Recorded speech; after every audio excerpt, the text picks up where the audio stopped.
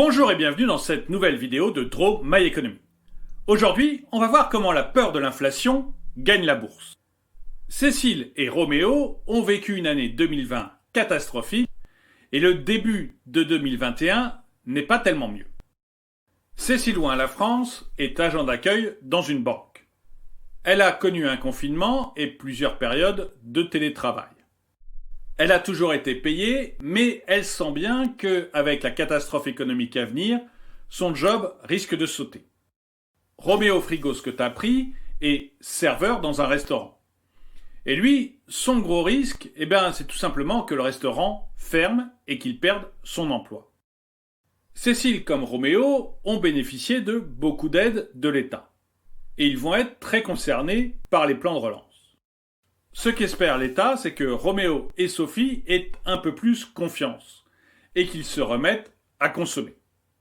Le problème, c'est que Monsieur le Marché a peur que ces plans de relance soient beaucoup trop importants. Si Cécile et Roméo se mettent à consommer de manière trop importante, les entreprises vont devoir augmenter leur production. André Sanfrapré dirige une petite entreprise qui fabrique des peluches.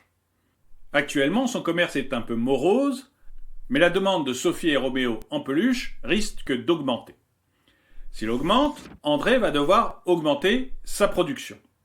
Le problème, c'est que les prix des matières premières, et notamment de l'énergie, ont déjà commencé à flamber.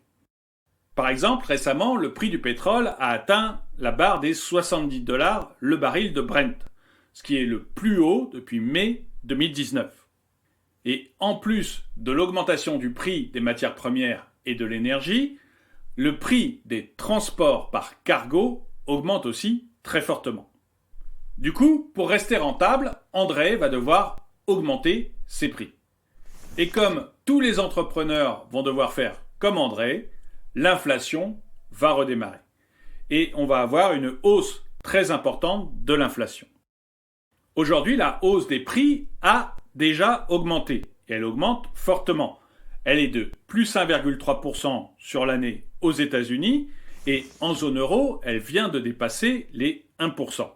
Donc on est encore largement en dessous des 2%, mais il y a une accélération.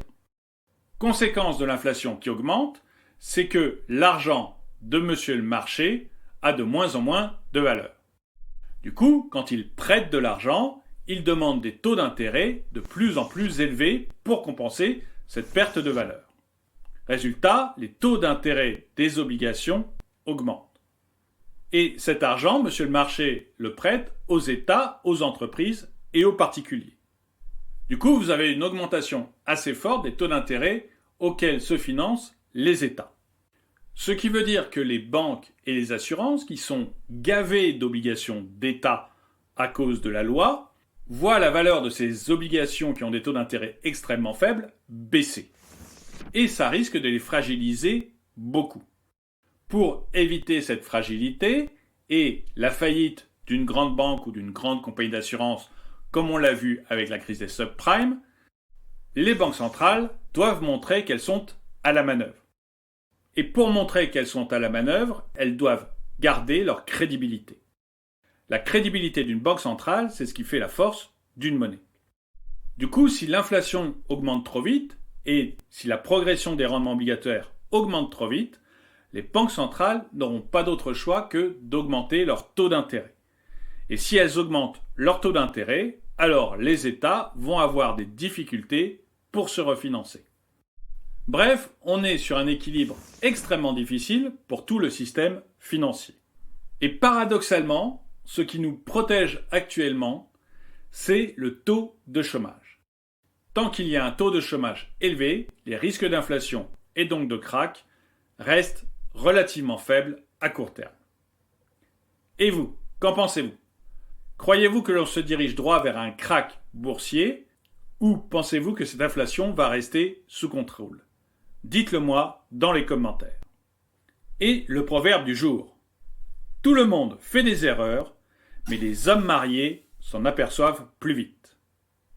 Merci d'avoir regardé cette vidéo, mettez un pouce vers le haut, commentez-la, partagez-la.